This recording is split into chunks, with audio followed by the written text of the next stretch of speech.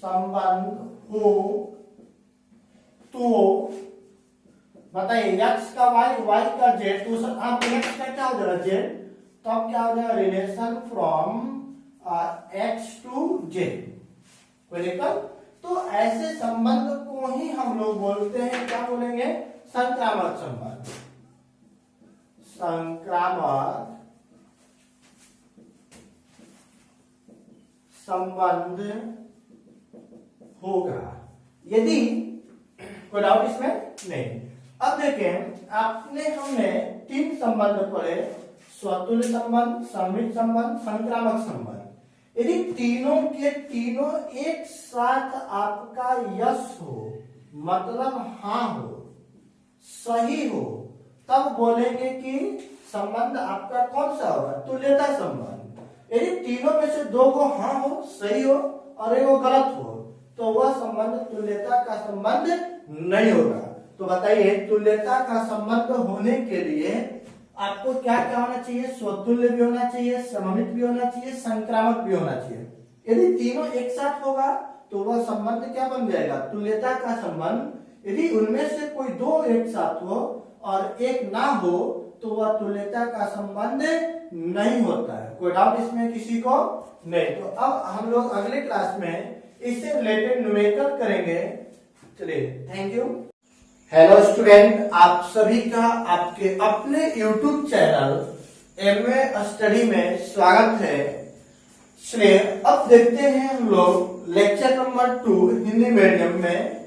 पहले 2 लेक्चर्स में हम लोग देखे थे रिलेशन के बारे में, स्टडी किए थे कि रिलेशन क्या होता है, कैसे डिफाइन होता है। अब उसके बाद हम लोग देखते हैं फंक्शन के बारे में। अब फंक्शन को कैसे डिफाइन करते हैं, बताइए। संबंध और फलन, तो संबंध और फलन को देखने के लिए अब देखते हैं कि जो फलन होता है, कौन से संबंध पर फलन आपका परिभाषित है और कौन सा संबंध पर फलन परिभाषित नहीं है, जिसके बारे में हम लोग फर्स्ट ईयर में ऑलरेडी डिस्कशन किए थे, काफी डीपली में पढ़े थे कि कौन से संबंध फलन होता है। थोड़ा सा हम लोग बेसिक देखते हैं जिसका प्रयोग करना है। अब देखते हैं, यहाँ पे समझेंगे। लेट सपोज आपके पास 2 समुच्चय दिया गया हो, एक समुच्चय ए है और दूसरा समुच्चय बी है। तो अब देखते हैं यहाँ पर एलिमेंट समुच्चय ए का सदस्य ए बी सी एंड क्या दिया हुआ है, डी। समुच्चय बी का एलिमेंट 1 2 3 4 एंड क्या है, 5। अब समुच्चय ए और समुच्चय बी के बीच एक फलन हो गया।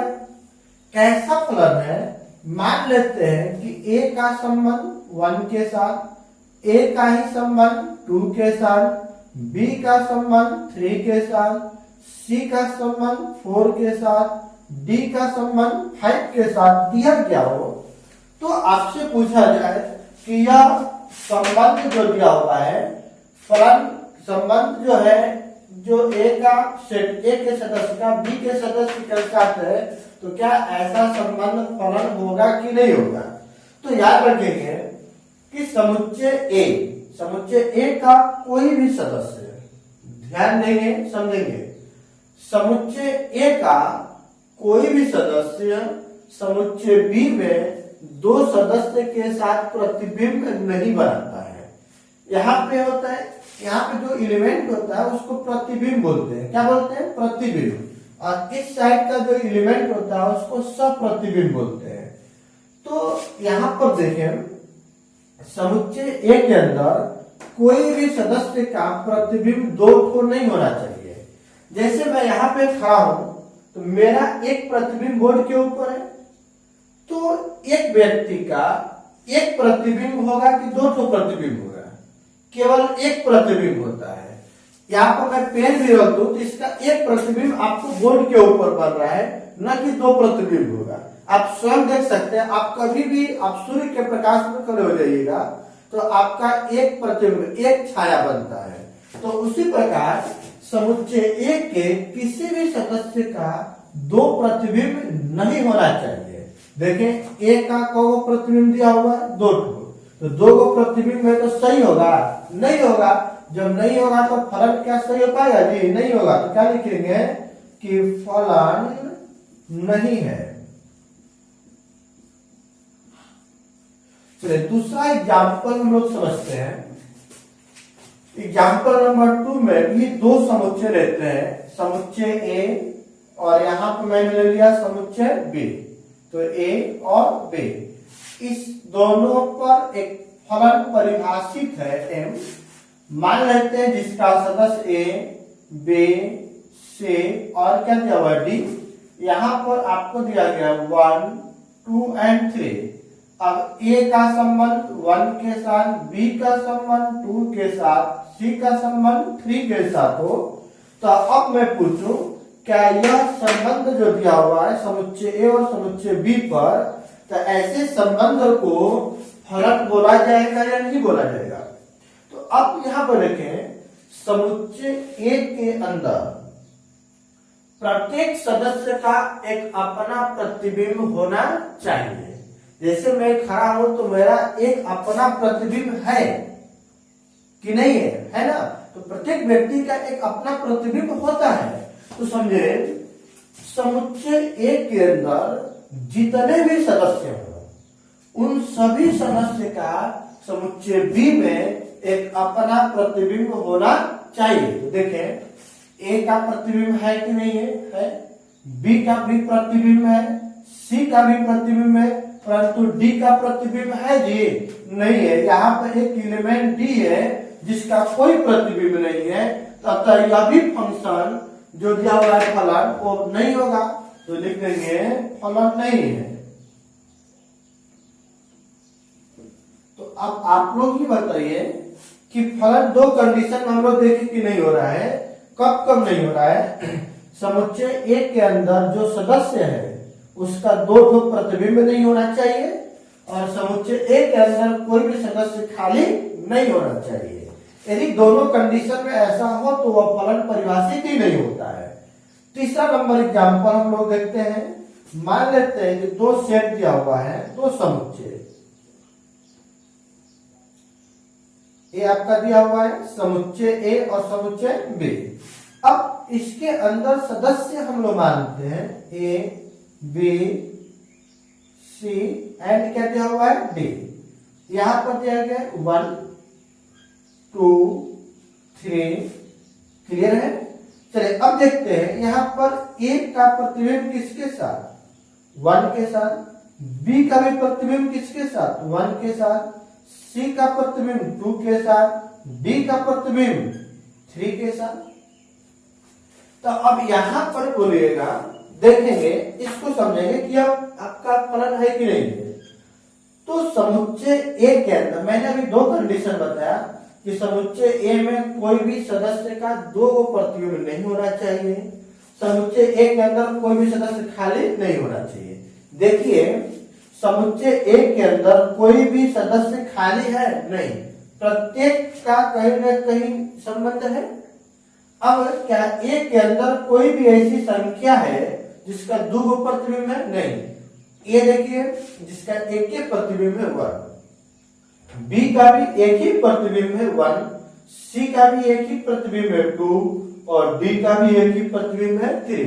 मतलब समुच्चय ए के अंदर जितने भी सदस्य हैं प्रत्येक सदस्य का सिर्फ और सिर्फ एक प्रतिबिंब है। तो आप बोलिएगा कि समुच्चय बी में तो 1 है जिसका दो प्रतिबिंब है, बी के ऊपर कोई नियम कानून नहीं है। जैसे मैं यहाँ पे खड़ा हूं तो मेरा प्रतिबिंब यहाँ पे है, यदि कोई मेरे बगल में आकर यहाँ खड़ा हो जाए तो उसका भी प्रतिबिंब तो इसी छाया के ऊपर बनेगा। बनेगा कि नहीं बनेगा? बनेगा। तो अब कहेंगे दो प्रतिबिंब है, नहीं, हम दो ऑब्जेक्ट तो है बट मेरा छाया एक ही है, एक के ऊपर एक है। तो दो वस्तुओं का एक प्रतिबिंब हो सकता है लेकिन एक कोई दिक्कत इसमें? तो दो वस्तुओं का अपना अपना प्रतिबिंब जो एक ही है, क्या है? 1 है। क्लियर हुआ? तो हमेशा नियम जो आपको देखना है वो एक के ऊपर देखना है कि एक के अंदर जितने भी सदस्य हैं प्रत्येक का केवल और केवल एक इमेज होना चाहिए और प्रत्येक सदस्य का एक प्रतिबिंब हो, साथ ही साथ इसके अंदर कोई सदस्य खाली ना हो, तब वैसे फलन को हम लोग बोलते हैं फलन है। एग्जाम्पल नंबर 4 समझते हैं। चलिए, ए समुच्चय हो गया ए और ए हो गया बी, जिसके अंदर सदस्य ए बी और सी।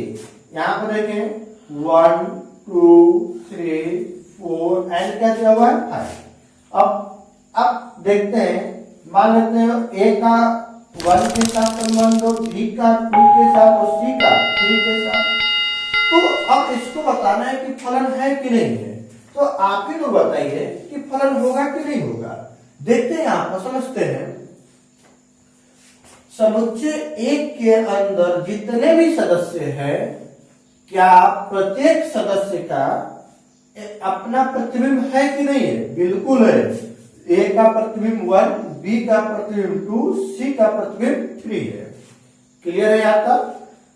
अब बोलिएगा कि सर यहां पर आपने बताया था कि ए के अंदर कोई सदस्य खाली नहीं होना चाहिए। देखिए, ए के अंदर कोई नहीं है, ए के अंदर कोई सदस्य खाली भी नहीं है, ए के अंदर कोई भी ऐसा सदस्य है जिसका 2 प्रतिबिंब है, या 2 प्रतिबिंब तो नहीं है, तो मतलब दोनों नियम सही है। तो बी के अंदर तो खाली है। मैंने अभी बताया यहाँ पर कि समुच्चय बी पर कोई रूल, कोई नियम अप्लाई नहीं होता है।